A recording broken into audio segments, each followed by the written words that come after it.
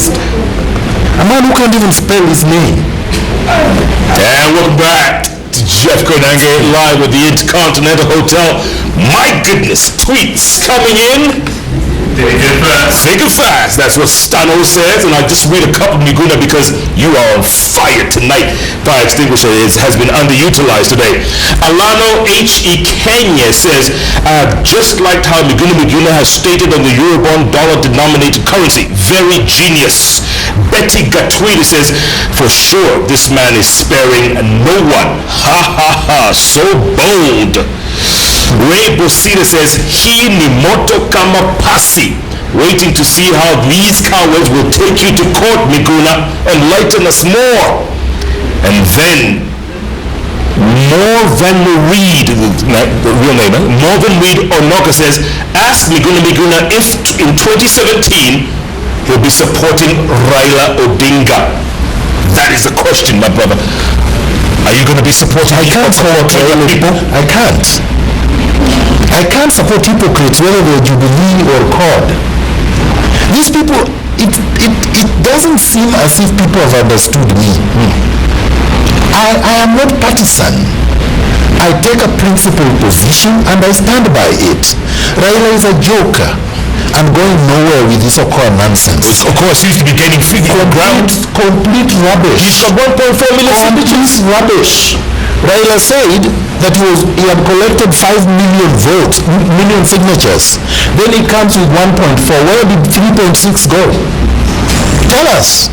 And 5 million was supposed to represent what he got in 2013. So which means he couldn't even get the same votes in signatures that he got in 2013. That's number one. Number two, he says he wants to change the system of government. So he supported a presidential system in 2010. He forced me to back him to support, and I told him I don't want a presidential system.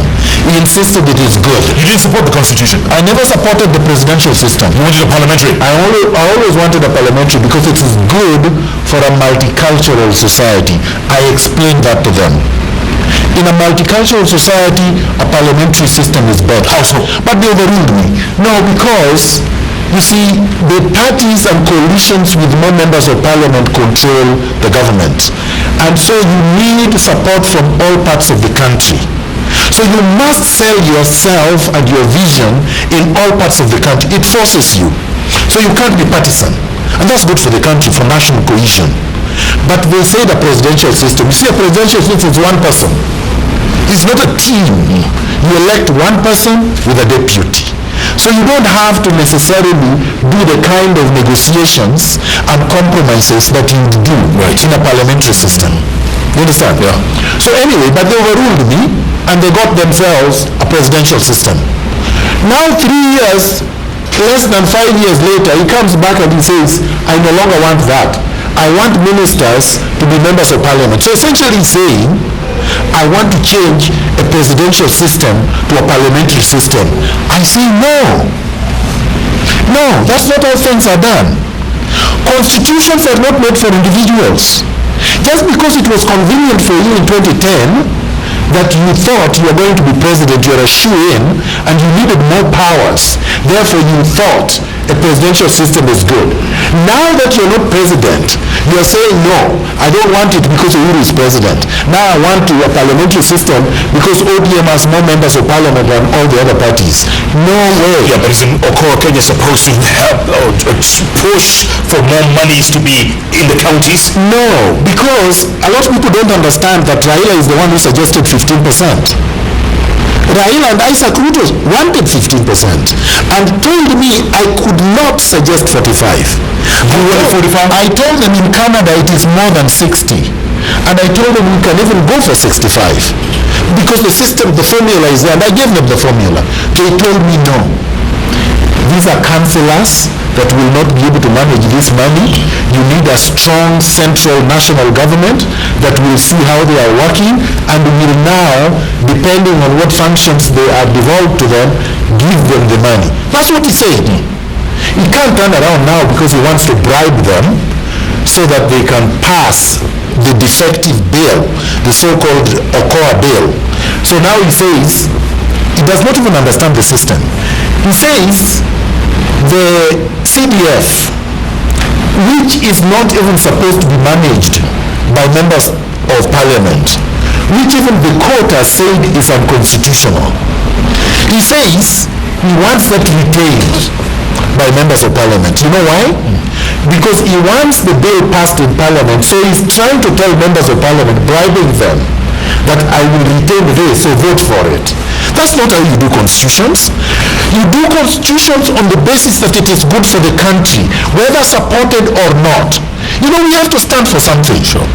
You say, look, this thing is good. If people are ignorant and they say it is bad, and they oppose it, let them oppose it, but history will record that you stood for the truth. This man does not care about the truth. He thinks he can just play around with people's minds so that he can get what he wants. So when I look at this bill of theirs, what is the question that they want to put to the country? You can't have a referendum without a clear question, and it has to be one question that has to be answered yes or no. What is it? Is it going to be the system of government? Is it going to be CDF? Is it going to be the Senate? I mean, it's a mashed potato kind of bill. It meanders like an amoeba and goes everywhere. That's a dangerous bill. It must be opposed, and they must go back to the drawing board and come back with a better bill if they want to put it to the country. What I would advise them to do is this, if they were smart, and maybe they are not. If you want to use the referendum against a sitting president, you don't do it the way they're doing. You do it through an election. What they should be focused on now is to separate the presidential election from the gubernatorial and the parliamentary election, so that we have a presidential election standalone. Then with the presidential election, you have referendum questions that will be an impeachment on the leadership that you want to replace, so that you will be campaigning against the sitting president and his team together with your questions. Then you can win. But this stupidity I see here, no way. Bottom line, can Raila be president in 2017? No way. Even the way this government is No going? way.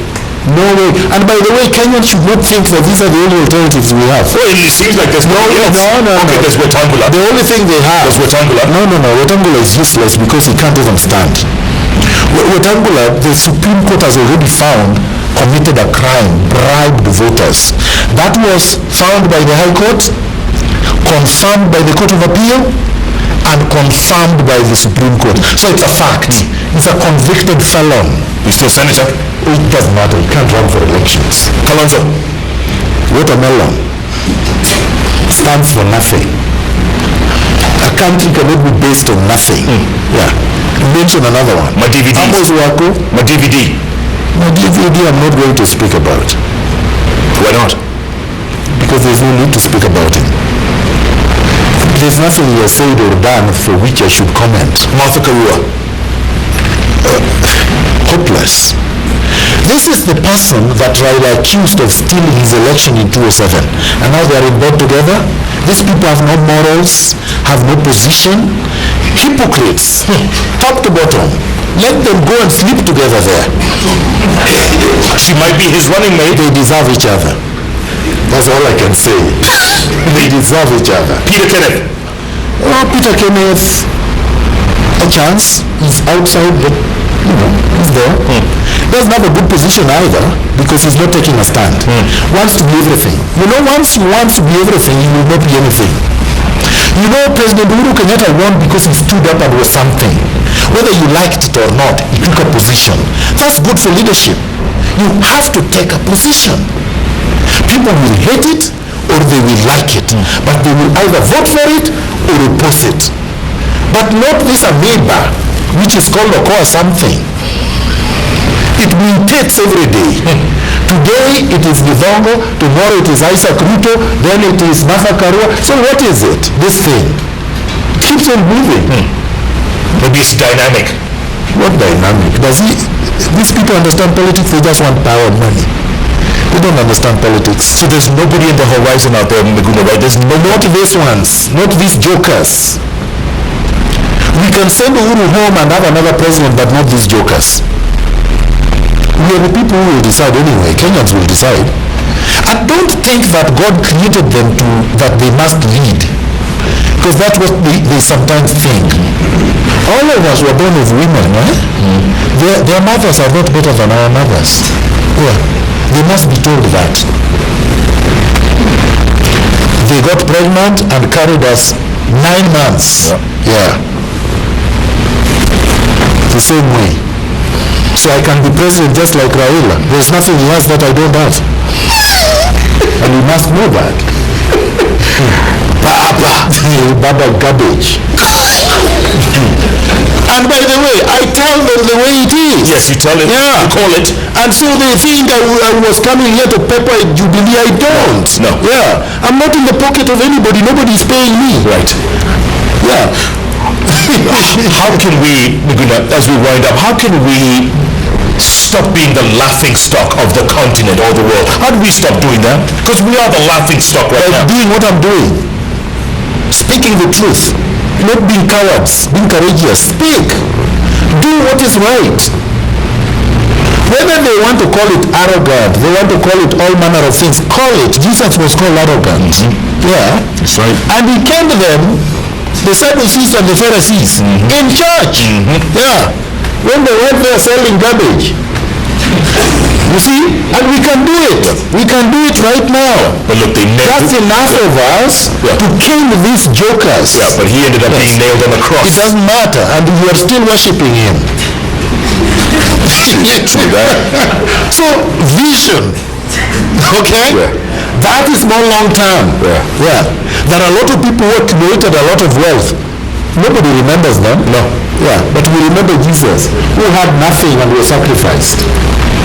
So I'm saying, stand up for something. Let them laugh at you, but history will record it. Finally, Miguna, if you were to give advice to these two gentlemen right now who are running Jubilee. Yes.